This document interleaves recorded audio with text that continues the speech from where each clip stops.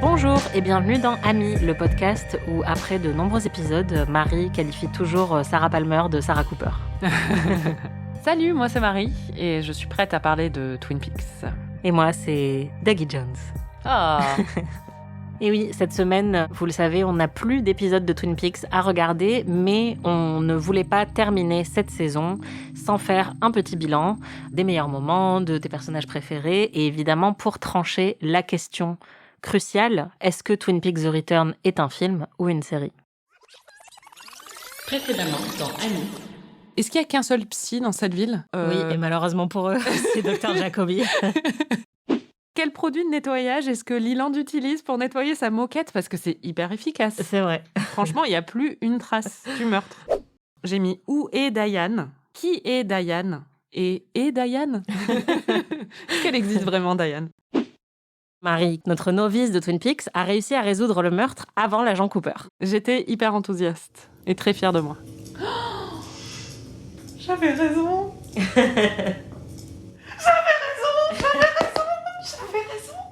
Oh putain, j'avais raison.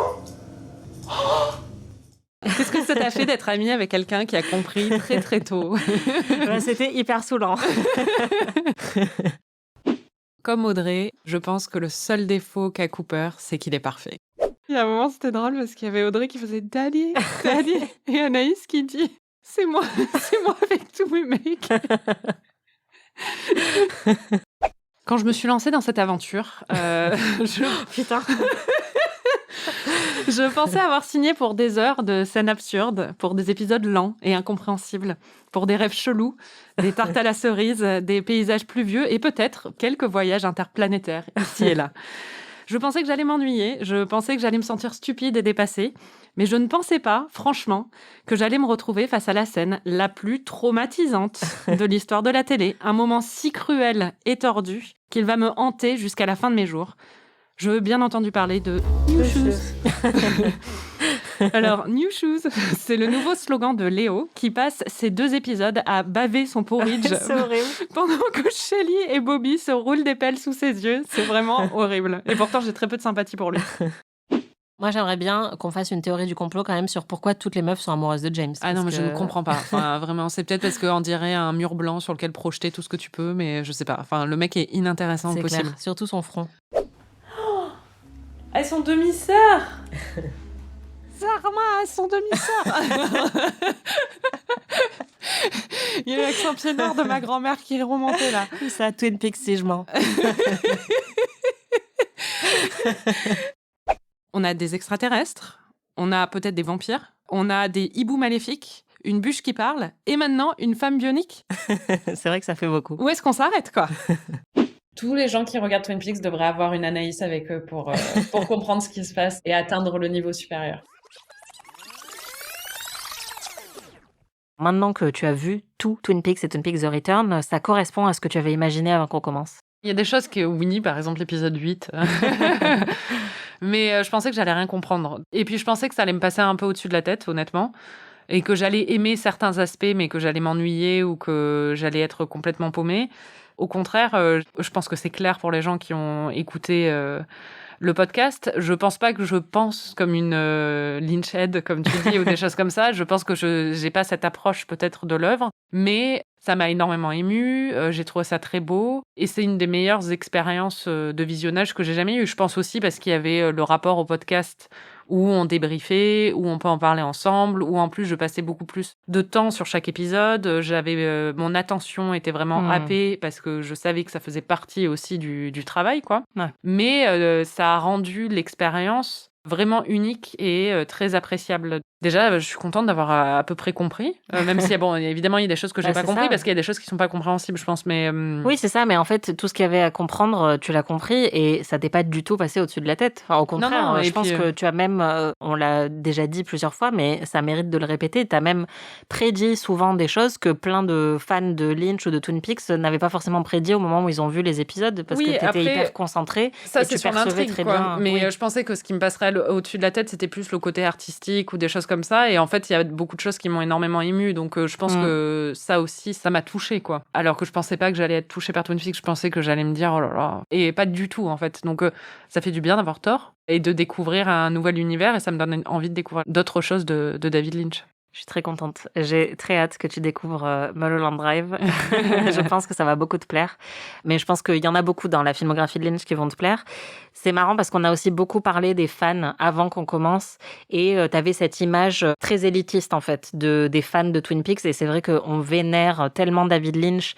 Tu pensais qu'il y avait un snobisme, en fait, très puissant par rapport à Twin Peaks. Est-ce que tu penses toujours que c'est le cas? Je pense pas que la majorité des fans soit comme ça. C'est-à-dire qu'au contraire, on a eu plein de retours assez réjouissants et enthousiasmants. Et j'ai l'impression qu'on a pu établir un lien avec les gens et tout ça par rapport à des gens qui sont très fans de Lynch. Et on l'avait vu avec aussi les témoignages qu'on avait reçus. Après, je pense quand même qu'il y a une part de fans, et je pense pas que ce sont les auditeurs fidèles de ce podcast, mais je pense quand même, parce qu'on a vu quelques retours sur Twitter sur certaines choses, il y a une part de snobisme parfois, où je pense que ça dérange certaines personnes que deux filles puissent parler, de femmes d'ailleurs, nous sommes... mais puissent parler d'une œuvre comme ça, parfois avec légèreté, parfois en objectifiant certains des acteurs ou des choses comme ça. Je pense que ça dérange un peu. Et pour moi, ça fait partie un peu de ce snobisme. Mais je ne pense pas du tout que ce soit la majorité.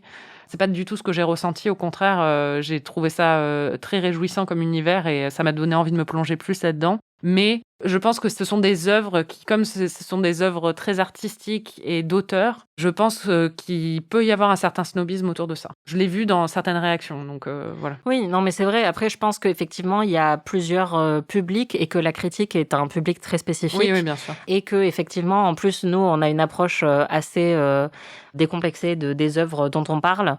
Et c'est une approche qui est pas surplombante et qui peut agacer, je pense, certains, parce qu'il y a une approche dans la critique qui peut être un petit peu, et surtout avec des œuvres comme ça qui sont indéchiffrables, un peu cryptiques, avec de multiples couches d'interprétation, de lecture. Forcément, ça appelle à toutes ces lectures et donc forcément à une position parfois un petit peu hautaine en disant je vais vous expliquer ce que vous devez trouver ou ce que vous devez lire dans cette œuvre-là.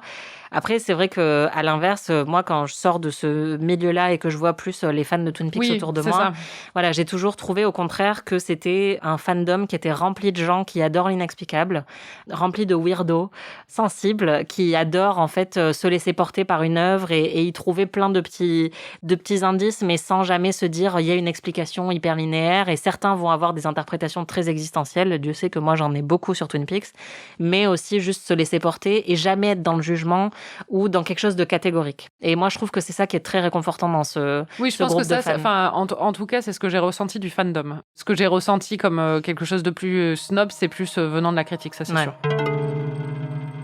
Qu'est-ce que tu retiendras de Twin Peaks The Return, spécifiquement ? Enfin, est-ce qu'on en fait des caisses en disant que c'est une œuvre d'art Non, on n'en fait pas des caisses, c'est unique. Il y a de nombreux épisodes, et on va en parler, qui m'ont énormément marqué. Et pour moi, c'était des expériences de visionnage qui étaient... j'avais pas vécu ça avant. Après, j'ai vécu des choses très fortes avec d'autres séries. Hein. Mais il y avait quelque chose de toujours surprenant. En plus, tu as l'impression de te laisser guider par quelqu'un qui sait exactement ce qu'il fait, mais tu sais pas du tout où tu vas, en fait, mais tu lui fais confiance. Et en même temps... qui se fout un peu de ta gueule parfois, mais de façon malicieuse et bienveillante. Et en même temps, il y a un cœur dans la série qui est vraiment justement très bienveillant, je trouve. Même si elle peut être sombre ou même si elle peut être déprimante par moments ou des choses comme ça, tu sens qu'il y a énormément de bonté derrière. Et ça, je trouve ça très beau, en fait. Est-ce que tu penses que Twin Peaks a changé quoi que ce soit dans ta vie ou tes goûts ou ta manière d'appréhender d'autres œuvres ? Je pense que depuis quelques années, j'avais un peu une flemme par rapport à mon approche des œuvres, aussi bien des séries et du cinéma. Toute mon adolescence et la première moitié de ma vingtaine, j'adorais explorer différents pans du cinéma ou des choses comme ça. J'avais toujours des projets par rapport à ça. Je passais ma vie au ciné. Et ces dernières années, surtout avec la pandémie et tout ça, j'avais tendance à tout le temps me réfugier dans des trucs de confort. Et c'est pour ça qu'on a fait Friends aussi. C'est parce que c'est justement une série doudou un peu et réconfortante. Et je pense qu'il y a beaucoup de gens qui se retrouvent là-dedans.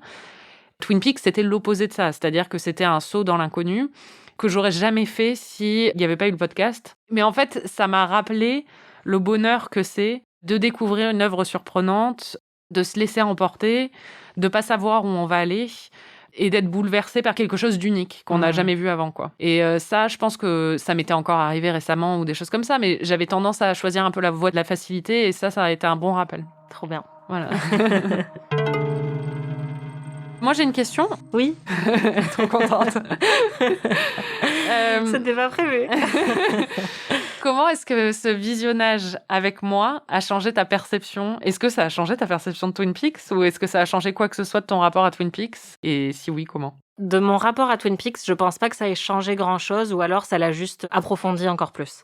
Juste parce que c'était un bonheur de autant me concentrer sur chaque épisode, de devoir analyser des scènes pour ce podcast, ce que je ne fais pas quand je suis toute seule, enfin parfois, mais dans des notes vocales que je t'envoie.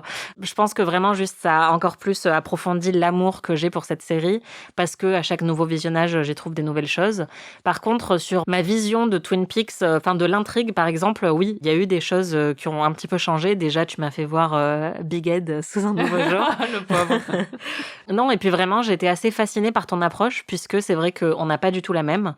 J'avais jamais questionné ma propre approche parce que j'ai l'habitude de voir cette série sous mon prisme, qui est le même que plein d'autres fans que je suis sur les réseaux sociaux, etc. Et déjà, même si Twin Peaks The Return, par exemple, je le regardais souvent à deux avec mon ex, parce qu'on était tous les deux fans, c'est pas une expérience de visionnage que j'avais eu forcément où on était deux à débriefer comme ça de manière aussi intense les épisodes. Et donc, ça m'a permis de voir des choses que j'avais pas vues avant, de voir des lectures, des analyses que j'avais pas, parce que tu voyais les choses différemment, que tu avais repéré certains trucs que moi, j'avais pas repérés. Donc ça, j'ai vraiment adoré, en fait. Parce que tu sais que j'aime bien me branler le cerveau et essayer d'aller hyper loin dans les interprétations, tout ça, tout en restant voilà, dans le côté abstrait de Lynch, que j'aime beaucoup. Mais par exemple, quand tu dis que y a un poisson dans le percolateur, ça te rappelle Hamlet... Et je me dis, mais en fait, c'est évident. Enfin, pourquoi je n'y ai jamais pensé avant? Et donc, t'as plein de lectures comme ça, où toi, t'arrives avec ton propre bagage culturel et ta propre manière de regarder une série ou un film. Et t'as amené ça dans ma perception à moi. Et du coup, j'ai même eu des frustrations parfois parce que tu voyais pas la série comme je pensais que tu devais la voir. Je pense qu'au début, j'avais une résistance, justement, où je me disais, parce que t'essayais toujours de tout anticiper, de tout prédire, et j'avais envie de te dire, laisse-toi porter, parce que moi, c'est pas comme ça que je regarde Twin Peaks. Et en fait, je pense que très progressivement, au contraire, j'ai plutôt appris à voir le côté sympa là-dedans, parce que ça amène une couche supplémentaire à ma propre expérience, quoi. Donc, ouais, non, franchement, c'était... Surtout que ça t'énervait que je devine des trucs. Bah, évidemment. Non, mais en fait, je pense que ce qu'on disait au début sur la critique, etc., le fait est que je pense que j'ai forcément une approche surplombante malgré tout parce que déjà, je suis critique et parce que dans la répartition des rôles pour cette saison-là, c'est moi qui suis l'experte, entre guillemets, de la série. Et donc, j'allais t'amener les clés de compréhension et attirer ton attention sur certains trucs que tu n'avais pas vus et te dire est-ce que tu as remarqué ça et est-ce que tu t'attendais à ça. Et en fait, j'ai été prise de court quand je me suis rendu compte que pas du tout, enfin, ou en tout cas que j'étais obsolète bien souvent parce que t'avais pas du tout besoin de moi, en fait, pour justement... Mais si, j'ai besoin de toi. Comme toi qui pensais que t'allais rien comprendre, et je pense que du coup, on s'était toutes les deux mis en tête que ça allait être ça, le truc, ouais. Et que j'allais t'expliquer Twin Peaks, en fait. Et pas du tout, au final. T'as pas eu besoin que je t'explique grand-chose, même si tu de m'as temps en expliqué temps... plein de trucs. Voilà, de temps en temps, je me suis quand même sentie utile. Mais oui, je pense que... Tu m'as expliqué les métaphores. Sur l'intrigue, je comprenais, mais les métaphores... C'est vrai. Mais oui, j'ai trouvé ça hyper amusant de confronter nos points de vue et nos manières de voir une œuvre. C'était vraiment très, très cool. Je suis bien d'accord. Tu le sais, les cahiers du cinéma, en 2017, ont dit que Twin Peaks The Return était le meilleur film de l'année. C'est pas un film. Enfin, en tout cas, selon moi, ce n'est pas un film. Mais toi, voilà, qu'est-ce que tu penses ? On a tranché le débat. Mais c'est vrai qu'on en parle souvent, toi et moi, de la convergence de plus en plus flagrante entre film et série. Et c'est vrai que David Lynch est un cinéaste. Mais il y a débat. Est-ce que tu penses que Twin Peaks The Return avait sa place dans ce classement? Et plus globalement, est-ce que tu penses que Twin Peaks The Return est un film? Alors, le nœud du débat, c'est qu'en général, les séries sont méprisées et donc on a envie de dire que quelque chose est un très long film en plusieurs épisodes parce qu'on veut l'élever à un niveau supérieur aux autres séries. Ouais. Ce qu'on peut dire, c'est que clairement, Twin Peaks est pas bâti comme des séries traditionnelles procédurales, par exemple, où t'as...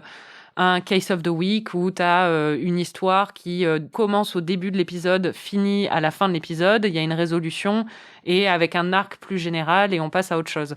Ceci dit, Je pense pas qu'on puisse dire que ce soit un film de, donc, ça serait 17 heures à peu près. Je pense pas parce qu'il y a quand même des épisodes qui se démarquent, en particulier l'épisode 8, qui est relié à la mythologie générale, mais qui est un épisode unique, avec pour le coup un début, un milieu et une fin, et une résolution, entre guillemets, dans cet univers. En fait, pour moi, le problème, c'est qu'une série, c'est une série, c'est bon. En fait, non, mais ce débat a pas lieu d'être. Ça a été diffusé à la télé. C'est ça. Ça a été divisé en épisodes. C'est une série.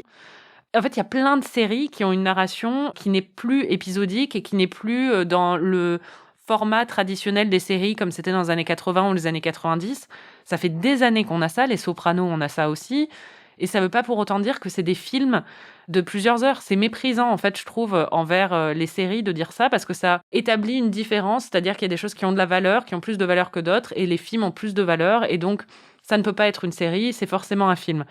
C'est une très grande œuvre. Et c'était sans doute, je pense, la meilleure série de l'année où elle a été diffusée, même s'il y avait aussi quand même de la grosse compétition avec The Leftovers, etc. Mais par exemple, je pense que ça serait venu à l'idée de personne de mettre The Leftovers dans un classement des meilleurs films de l'année, alors que la saison 3 de The Leftovers est un accomplissement exceptionnel et que c'est aussi une très très très très bonne série. Et là, effectivement, je peux comprendre l'argument de il y a eu un seul script déjà et ça a été tourné comme un film, Oui. d'un point de vue technique. Et c'est un one-off dans la série même Twin Peaks, puisque c'est Twin Peaks The Return, mais en même temps, Atlanta fait ça aussi avec chacune de ses saisons. Chacune de ces saisons est un peu chapitrée, et pourtant, on considère pas Atlanta comme un film non plus.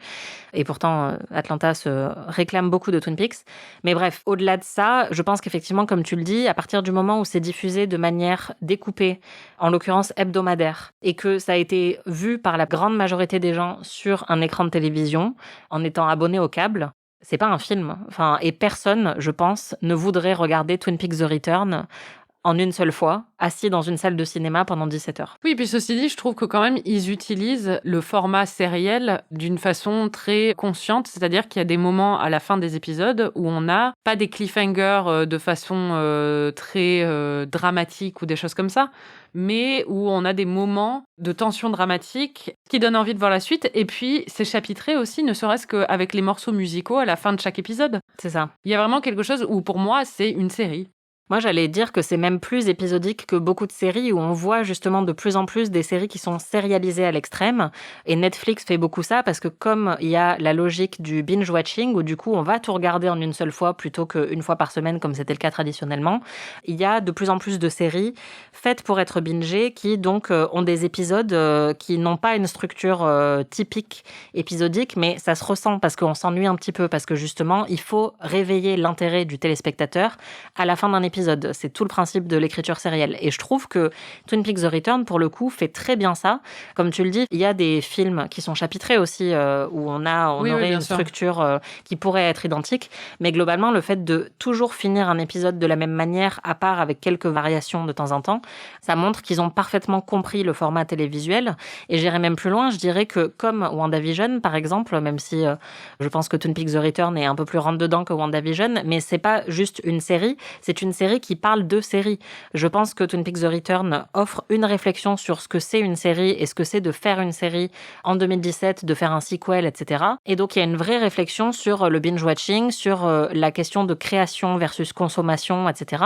Donc, pour moi, en fait, oui, évidemment que c'est une série, mais après, comme je l'avais dit au début, avant que tu regardes Twin Peaks The Return, pour moi, c'est une série, mais c'est aussi une œuvre d'art. Oui. Voilà, c'est de la poésie. Non, puis c'est complètement unique, quoi. Donc, il y a vraiment plein de dimensions, je suis d'accord, mais ça en fait juste une très, très, très, très bonne série. On part pas du principe que parce qu'une série est excellente, elle devient automatiquement un film. Ou parce qu'une série est réalisée par un cinéaste, qu'elle devient automatiquement un film. Oui, après, je comprends l'envie des cahiers du cinéma de le classer parmi les meilleurs films. Et puis, c'est admirable qu'une série ait été élue meilleur film d'une année. Mais c'est une série. Je sais pas, moi, quelque chose diffusé en plusieurs épisodes à la télé, c'est une série, c'est tout. Il y a pas de... Et après, je pense qu'au final, on aime beaucoup troller sur les cahiers du cinéma parce que ça illustre quelque chose qui nous agace particulièrement. Tu l'as dit, ce mépris qu'il y a pour la série télé. Les cahiers du cinéma étaient tout à fait conscients du fait que Twin Peaks The Return est une série aussi.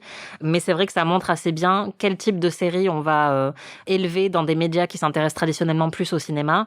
Enfin, on va pas voir Better Call Saul ou For All Mankind Mind ou Atlanta, élevées aussi fréquemment dans ce genre de médias, alors qu'en fait, c'est des séries qui sont tout aussi intéressantes.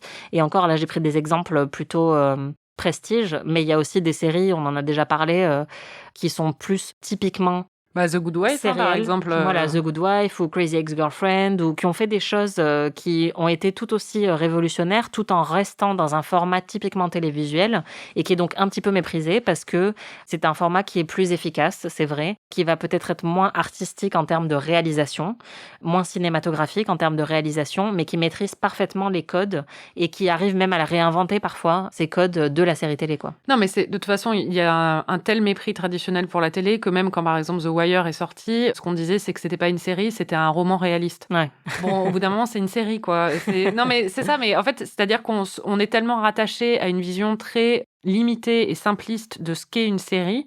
Je pense que ça s'améliore beaucoup avec les années parce que l'univers des séries est devenu l'univers où il y a le plus de créativité et le plus d'espace pour des auteurs pour s'exprimer. Mais on sent quand même la vision un peu réductrice qu'on peut avoir des séries. En fait, c'est ça que ça révèle. Parce que pour moi, Twin Peaks The Return est une série au même titre que Jane the Virgin est une série, même s'ils n'ont rien en commun. Oui, et je reconnais que Twin Peaks The Return, on l'a dit plein de fois, fait des choses qu'aucune autre série n'avait essayé de faire. Non, voilà. Puis c'est une expérience de visionnage qui est totalement unique. C'est ça. Et pour avoir eu la chance de voir certains de ces épisodes sur grand écran dans une salle de cinéma quand ils ont été projetés à Cannes, je reconnais que ça s'y prêtait très bien aussi. Il y a des séries où tu les vois sur grand écran, tu te rends compte qu'elles n'ont pas été faites pour.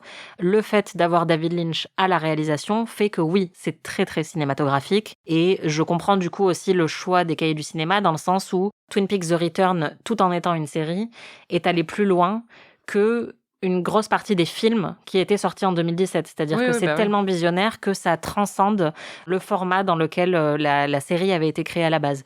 Mais c'est vrai que voilà, ça reflète aussi ce mépris qui nous agace un petit peu. Et cette tendance à parler de films, surtout des cinéastes qui vont faire des séries parce qu'ils peuvent mieux s'y exprimer, parce qu'ils ont de plus gros budgets qu'ils n'avaient au cinéma. Et donc, ils vont faire des séries, mais sans forcément comprendre l'univers des séries. C'est pas le cas de David Lynch et Mark Frost, mais on l'a vu plusieurs fois ces dernières années. Et c'est un petit peu agaçant que, oui, comme tu dis, ils disent non, mais c'est pas du tout une série. C'est un film de 10 heures parce que c'est quelque chose de sérieux et d'intelligent et pas une série, et de beau, et donc pas un objet purement de consommation, un peu moche et fait à la chaîne, comme le sont les séries. Oui, et puis fait avec des retours des studios ou des choses comme ça. Ouais. Qui a été ton personnage préféré de Twin Peaks? Bon, j'en ai noté 5. Of course. J'en connais déjà quelques-uns. Attends, qui selon toi? Alors, je pense Cooper, Dougie et Audrey, sûr. Ouais, il y en a 2 autres. Et les 2 autres, c'est plus compliqué. Bobby, peut-être? Non. Oh, Bobby, mais c'est pas mon préféré, mais Bobby, il est charmant. Ah, je donne ma langue au chat, alors. Albert. Ah, bah oui. Ah, je suis bête. Et Diane. Ah, bah oui, évidemment. Audrey, pas dans la saison The Return, même si, je la trouve émouvante, en fait, parce que tu sens qu'elle est perdue, mais vraiment dans les 2 premières saisons, mais magnifique. Cooper pour toujours, quoi. Dougie, personnage le plus divertissant de l'histoire de la télé, et puis tellement pur, en plus, il a réussi à me faire pleurer à plusieurs reprises. Albert, mais Big Dick Energy tout le temps. Et Diane, Big Dick Energy aussi. Toi, c'est qui ton personnage préféré? Honnêtement, en tout cas, Bobby, je sais que c'est celui qui m'émeut le plus. T'as vraiment un truc pour les mecs bêtes, un peu. C'est ça. Joey et Bobby, quoi.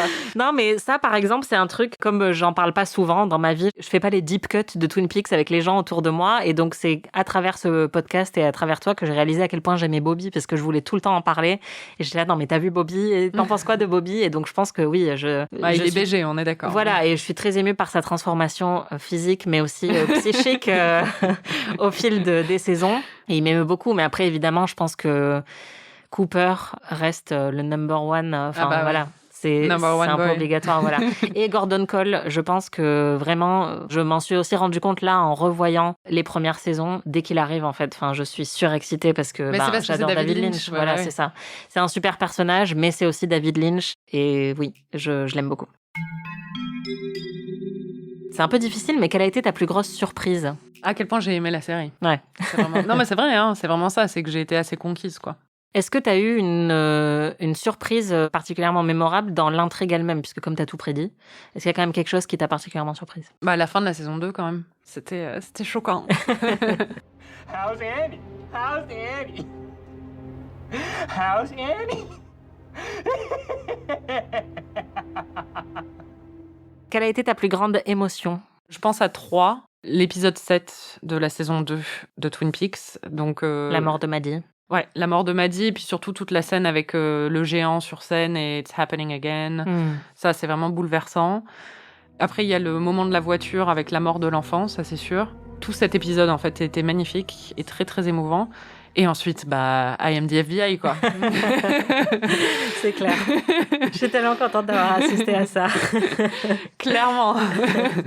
Mais je dois dire, même le baiser entre Big Ed Oui. et Norma est très émouvant et très beau. Toi, c'est quoi le moment qui t'émeut le plus? C'est tout le temps. Encore aujourd'hui, toujours la scène au diner entre Bobby et son père. Ah, j'allais dire, ouais. Ouais, c'est vraiment très, très émouvant. L'accident de voiture bouleversant. Et Firewalk With Me, ça a été vraiment un choc. Et je sais que j'ai repleuré quand on l'a vu toutes les deux récemment. Et après, même si c'est pas une émotion triste, mais l'épisode 8, ça reste une des plus grosses claques de ma vie de sériephile. Enfin, je n'oublierai jamais le moment où... Enfin, tu sais, c'est ce genre d'épisode où tu te souviens, tu peux le voir dans ta tête, genre où t'étais assise et ce que tu faisais et quelle météo visait ce jour-là. Enfin, vraiment, je n'oublierai jamais ce que j'ai ressenti quand j'ai vu l'épisode 8. C'est ton 11 septembre sériel. C'est ça. Non, mais le Red Wedding, je me souviens aussi très précisément de la position dans laquelle j'étais assise et où j'étais, dans quel appartement je vivais, etc. Il y a quelques épisodes comme ça dans l'histoire des séries, mais celui-là, oui, il restera gravé pendant très longtemps. Ta plus grande déception? Que Audrey et Cooper, ils aient pas fini ensemble.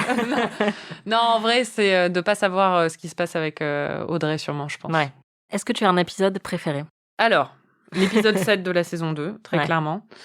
Et ensuite, c'est tout dans The Return, je dirais. Donc, en fait, c'est de l'épisode 3, je pense, à l'épisode 6 de The Return. C'est génial, c'est une série incroyable. C'est-à-dire, c'est quand Dougie arrive... Ouais. Et quand il commence à aller au travail et tout, c'est génial. Et puis en même temps, il y a des moments hyper émouvants, justement quand il regarde son fils et qu'il commence à avoir les larmes aux yeux.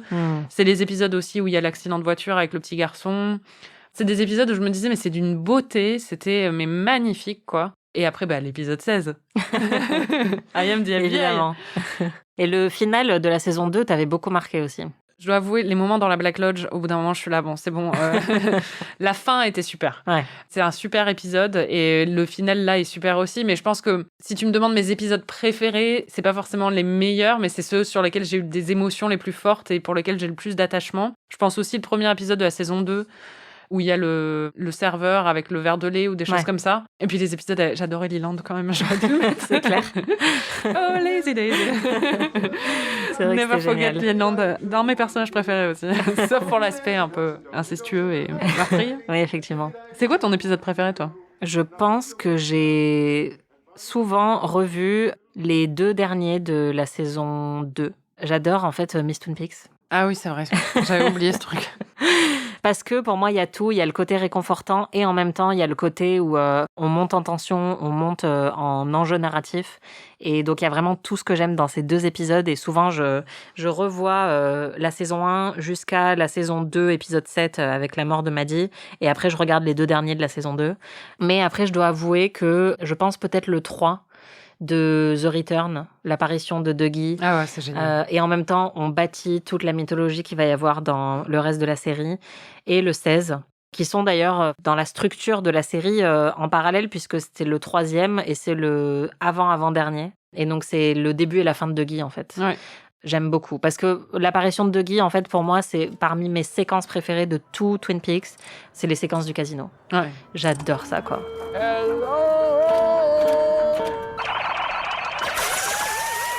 Et donc vraiment pour moi l'épisode 3 avec Hello, c'est exceptionnel. Vraiment, Ouais, j'adore. vraiment, enfin toute cette série, c'est pour ça, l'épisode 3, 4, 5, 6, c'est vraiment juste une série d'épisodes, mais parfaite, quoi. Ouais. Non, je suis d'accord. Comment tu vois la suite de ton rapport à Twin Peaks? Est-ce que tu penses que tu vas revoir des épisodes? Oui, je pense. Ouais. Bah déjà, alors, je veux m'acheter une affiche pour chez moi, mais j'ai l'impression de pas être légitime, en fait. Mais trop pas. Parce que je me souviens, on en a parlé quand on a regardé ces épisodes et tu disais oui, mais quand même, il y a le podcast. Mais même s'il n'y avait pas eu le podcast, pour moi, tu as le droit de découvrir une série, même pendant la trentaine et même en étant critique série, et te dire, ça fait partie de mes expériences de visionnage préférées et je veux un poster pour commémorer ça. Les fans ont un rapport tellement fort à l'univers de Lynch et à Twin Peaks où il y a vraiment des fans qui sont hyper intense, avec tous les respects que je leur dois, et je suis admirative. Hein. Mais j'ai pas ce rapport-là, très clairement. Mais j'ai énormément d'affection. Surtout, il y a une affiche où c'est juste Cooper et Audrey. Et vraiment, je la veux. Mais oui, je pense que je revisiterai. Surtout la première saison, je pense, parce qu'il y a un côté réconfortant dans la première saison où tu as envie de revisiter ça, quoi. Ouais. Ça devient beaucoup plus dark après. Et je pense, honnêtement, des épisodes avec Dougie, je vais les revisiter aussi. Et l'épisode 16 aussi.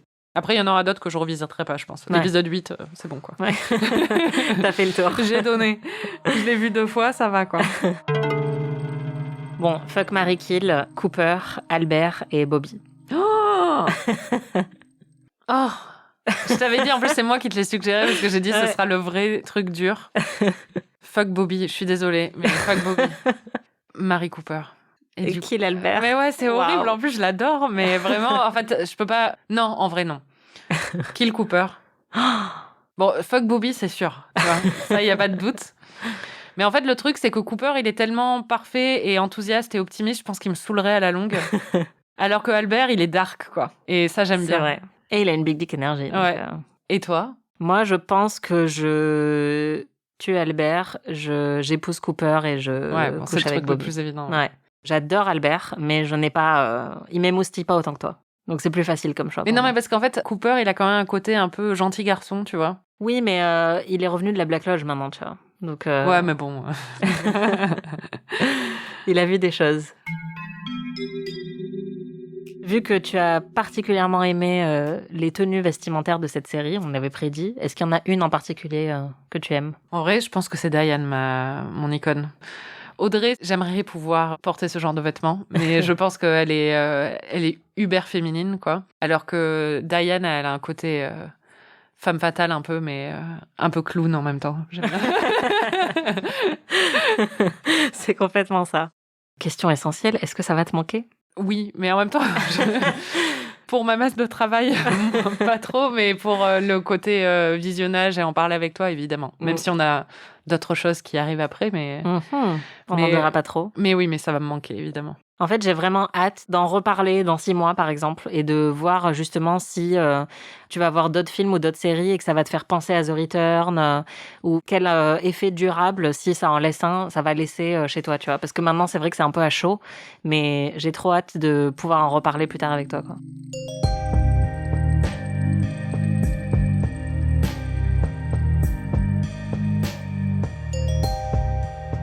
C'est la fin. Oh Merci de nous avoir écoutés, merci Marie. Merci Anaïs, mais merci vraiment de m'avoir fait découvrir cette série. Je suis ravie. Et d'avoir été patiente avec moi. Plus ou moins patiente. Vous pouvez retrouver tous les épisodes d'Amis sur slate.fr ou votre plateforme de podcast préférée. Ne désespérez pas, on revient dès le 5 août avec 3 épisodes hors série sur les films 50 nuances degrés. Ouh Puis à l'automne avec de nouvelles surprises, on vous en dira plus un petit peu plus tard. Si, comme Marie, vous avez récemment découvert Twin Peaks et Twin Peaks The Return, n'hésitez pas à nous en parler sur les réseaux sociaux. Si vous aussi, vous aviez tout prédit comme elle, si vous avez la même approche de Twin Peaks que Marie, racontez-nous. Si vous n'avez pas du tout regardé Twin Peaks et Twin Peaks The Return et que vous avez quand même écouté tous ces épisodes, expliquez-nous pourquoi et comment vous avez fait. Si vous avez aimé cet épisode d'Amis, on aimerait beaucoup que vous nous laissiez 5 étoiles et un petit commentaire. Et bien sûr, n'oubliez pas de nous hyper auprès de tous vos amis. Et si vous n'avez pas aimé, n'en parlez pas, quoi. C'est clair, gardez-le pour vous. À très vite. Salut. Amis est un podcast d'Anaïs Bordage et Marie Telling, produit et réalisé par Slate.fr sous la direction de Christophe Caron et Benjamin Ours. Production éditoriale, réalisation et montage, Aurélie Rodriguez. Musique, Victor Benamou.